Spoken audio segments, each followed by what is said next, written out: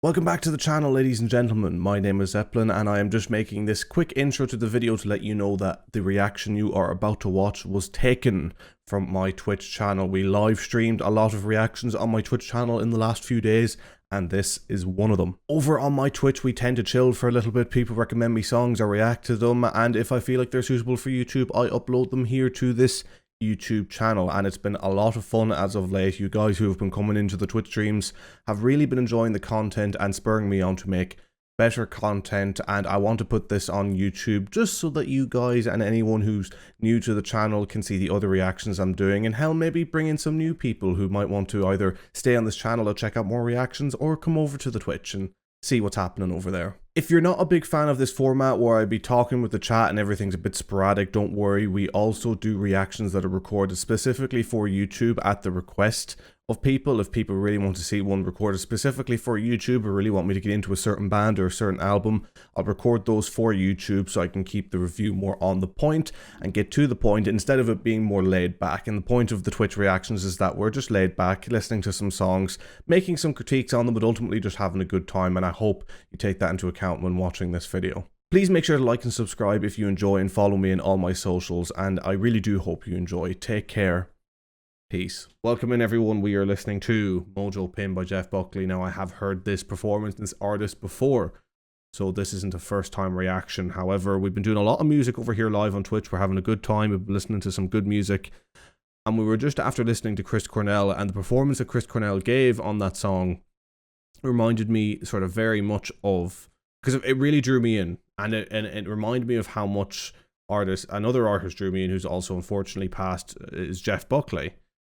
And Jeff Buckley's a phenomenal artist, and I just wanted to do this because even if new people are coming in who maybe are fans of the channel who don't know much about Jeff Buckley, I want them to go away knowing about some of Jeff Buckley's work. And I do believe this live version of Mojo Pin is one of his best. Some of you may not agree with me if you are fans of Jeff Buckley, but that's because he has loads of brilliant performances to choose from. He's a fantastic artist, and any light I can shine onto Jeff Buckley at all, even with my very small following, it would be an honor to do so, because he is a fantastic artist. He's been gone now, what, well over 20, because he died, was it 96, 97? Man, to think he'd been gone so long. He died before I was born. That's how long ago it was. Sad times. Rest in peace, Jeff Buckley. And for those of you watching, we're not even going to pause. This is going to run straight through. If I get copyright blocked, I get blocked. I'll probably only get strike though.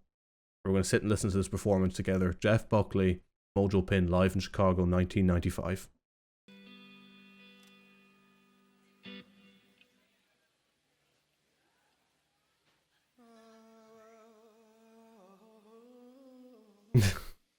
I do. In the scale of things, Asylum, I do. Turn them up a bit for you as well.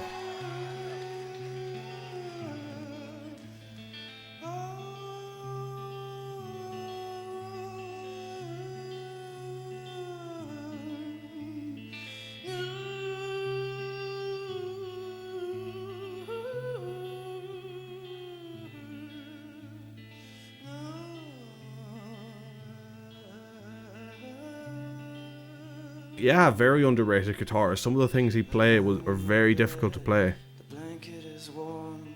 This body will never be safe from harm. It's like, Mojo Pin isn't the best song out there by him, but it's pretty damn good, you know? Pretty good. They're very good. What am I talking about? It's very, very good. I want to make sure you guys can hear this properly, so I'm cranking it right up, because it's more about this performance than me for this video, guys. Well, if only you come back to me, feel it at my side. I wouldn't need no Mojo Pin to keep me satisfied. Fantastic vocalist. Don't wanna weep for you. His range was unbelievable as well. I'm blind and tortured. The white horses flow. The memories fire. The rhythms fall slow.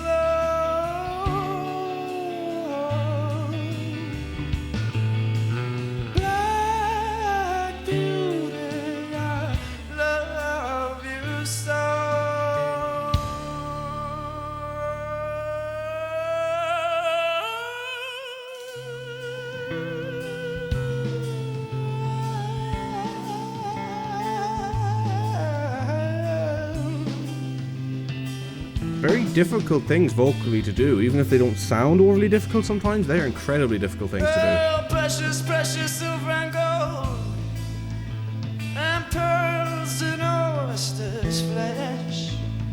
Drop down we to the serve and praise your love.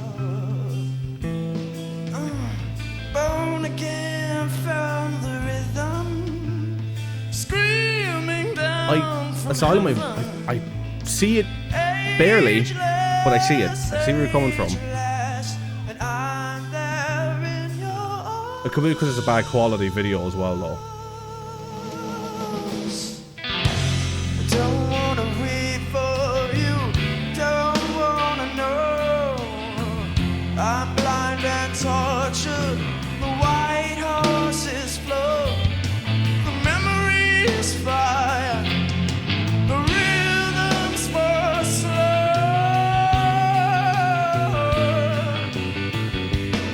Awesome Jaws, man. Have a good night, my friend. Take care. We'll get playing tomorrow.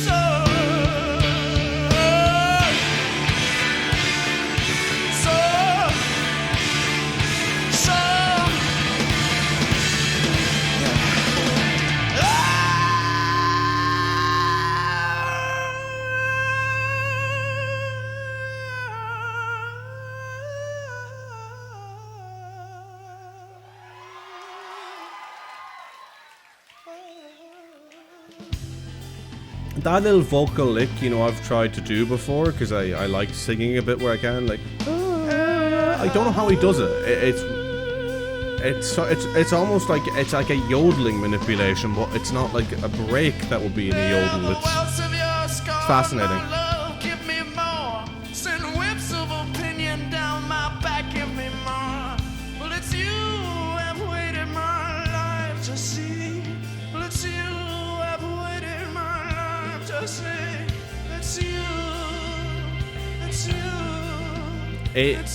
What's really sad as well about this, right?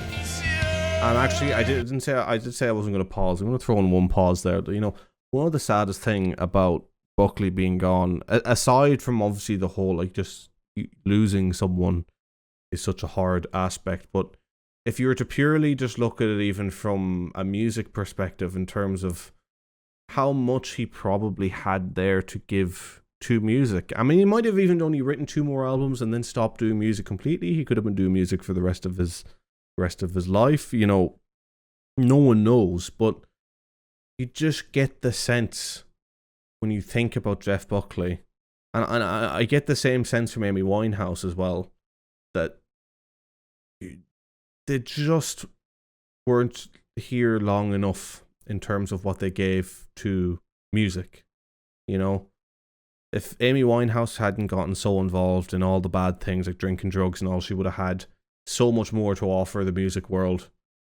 If Jeff unfortunately hadn't passed in the way they did, in such tragic, unfortunate circumstances as well, you can imagine that the music world would have been a far more interesting and brighter place with him in it. But I also like to think, I do also like to think that how would you say it? That Buckley's passing inspired so many other artists and people to give just slightly more of themselves to music. You've got again the likes of Chris Cornell, you know, and arguably as well, his passing led to more of an appreciation of the music that he already had out. You know, of someone, you know, like a lot of people where they might have a one-hit wonder or a one-hit album that would sort of be amplified by an artist passing or whatever. As tragic as it is to say, that's how the industry works. And I think, you know, I mean, we look at debut albums today. I mean, The Warning, again, for those who are from this channel, know a lot of, I do a lot of Warning reactions. Their first album, or their first albums, like their first studio EP, which is Mayday, is fantastic. But the biggest thing that's interesting about it is wondering where they could go next. Well, as far as I'm aware, at least, unless I'm terribly mistaken, but I don't think I am, this was Buckley's first and only album. I think there was another album afterwards, but it was like an album that was like half completed and the band finished it after he passed or something like that. Is that it's just a masterpiece on its own accord. It's just a masterpiece. And then it inspired so many different people to be able to do certain things, again, to pull it back to Muse. That style of singing on maybe heavier rock music wasn't thought to be a thing until, because again, you had the 90s grunge, you had a lot of Nirvana and all. It was a very grungy, raspy type of voice thing where you sounded manly. Ugh. And Buckley kind of showed that you could do softer, with a softer voice, as long as you had a good range, you could give just as much, if not more, to that genre. He combined two things that didn't look like they could be combined and done it in such a way that was so unique. Like, almost in a way, when you listen to Buckley's music, it sometimes doesn't sound completely 100% unique, but that's because a lot of artists today are inspired off the back of things that he did, you know? That's just something worth considering, you know? It's the importance of people such as this. And then, you know, things such as story and art are very, very important to human beings. And when someone such as talented as that doesn't get the chance to make their full contribution to that world, it's tragic. It's absolutely tragic. The Warning were mere babies when they did that first EP. Oh yeah, you're saying about that EP. I mean, yeah. I mean, they've been doing music their whole life. But again, I think the reason that, say, The Warning, for example, get to do things such as an EP and all is because of the time music's in. I mean, could you picture in the 80s or 90s people that are like 10 years old getting the chance to do EPs and stuff? Doesn't happen too often. Like, it doesn't really be a thing. Like, at the end of the day now, I'm not saying that this is what they did, but at the end of the day, if Mummy and Daddy has enough money, a bunch of 8-year-olds can come together and make their own album because they can just rent out a studio. And I mean, that's one of the brilliant, I suppose it's a brilliant thing. It gives everyone a better opportunity to create. I mean, even Billie Eilish, for example, was 15, 16, and they'd done the first album and a lot of the first EPs in-house, like in the home studio, as far as I believe, you know. And yeah, you've got social media support, like you got your Patreons and all that. I mean, there's a lot of different facets out there now and ways artists can be supported. We're going a little off topic here. I want to keep this video largely Jeff Buckley centric, and we're going to round this out and I'll give you my final thoughts. Oh, wrong thing. Keep pressing the wrong thing. Right. It's you, yeah, it's you, it's you, it's you.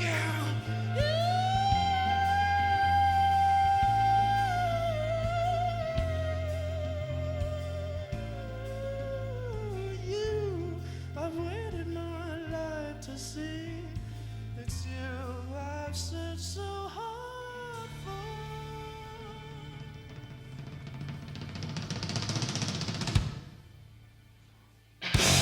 Don't wanna wait for you, don't wanna know.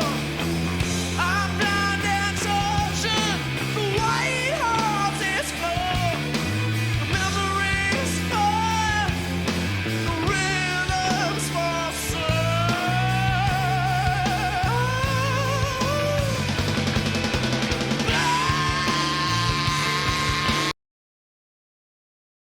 I'm sorry. This is why you proof check your videos before you start. This is why you proof check. God damn it. Who in their right mind done that? Is that the only one now live on YouTube as well? Did they take down the original? Oh, you're kidding me. You're kidding me. It just ended. Rights reserved to Holder. You reserved half the goddamn song. Right, you know, we're listening to the end of the song. I'm committed here. Find a different recording. We're finishing it out one way or another.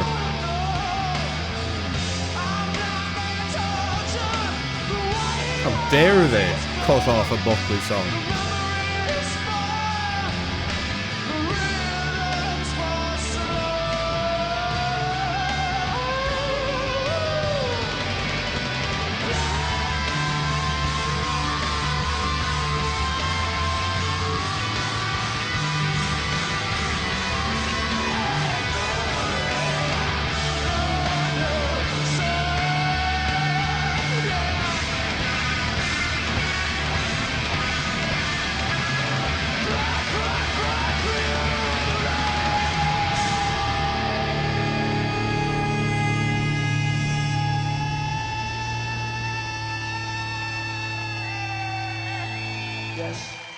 Okay, so through much trial and effort, that was Mojo Pin by Jeff Buckley. Part 2 of 2, apparently. Holy moly, I apologize for that, guys, on YouTube. I'm not going to cut that out. We'll leave it in. But, I mean, to give it, I'm not even going to give it a rating out of 10 because I think that's insulting to the artist. Fantastic performances. Fantastic performer. And we've already talked a lot in this video about what I think about him, so we'll just end it on YouTube at least with these words: just gone too soon. I think that's where we'll end it. So thank you very much for watching. I do hope to see you in more content. I hope to see you in more videos on my YouTube. I hope you enjoyed, and I hope if you're new to Jeff Buckley and have taken away something from this, just go listen to more of him. I promise you won't regret it. Take care and peace.